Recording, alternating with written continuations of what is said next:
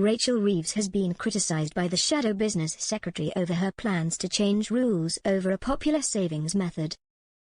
Banks have warned the Chancellor Rachel Reeves to abandon plans to cut the tax-free ISA savings allowance. Reeves is considering lowering the annual tax-free allowance for cash ISAs in a bid to encourage more people to invest in shares. However, her plans, which would affect 18 million users, have gone down poorly with key figures in the city who have lobbied the Chancellor to leave ISAs alone. ISAs allow people to save up to £20,000 a year and earn tax-free interest or gains on your investments, meaning you get to keep more of your money.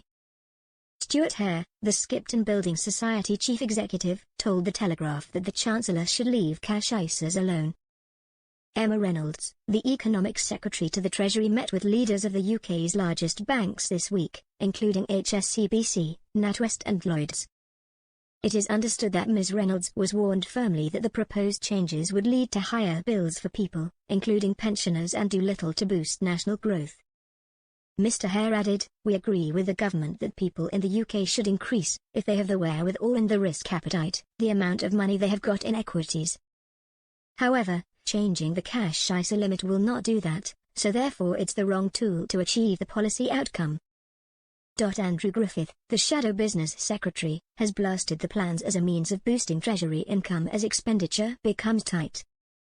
He said, "Rachel Reeves must have caught some early sunstroke if she believes those who work hard and save should be paying even more tax. Cutting the long-standing, tax-free cash ISA is a mad, penny-pinching grab by the Treasury." Ms. Reynolds has further been warned that the changes would damage building societies, due to rules which require them to fund mortgage lending through customer deposits, 40% of which come from ISAs. The Economic Secretary addressed concerns at the Building Society Association's annual conference in Birmingham last week, where she recognized there had been a tremendous amount of speculation about ISA changes. She said, "I absolutely appreciate that people need a financial buffer for a rainy day, and we all do. Many of us have cash ISAs and cash savings. And there's a reason for that. You could lose your job. I lost my job in 2019. We understand that cash savings play a very important role."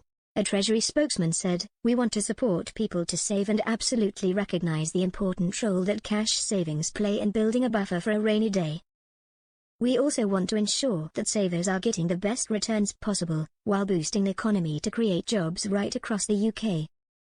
No decisions have been made,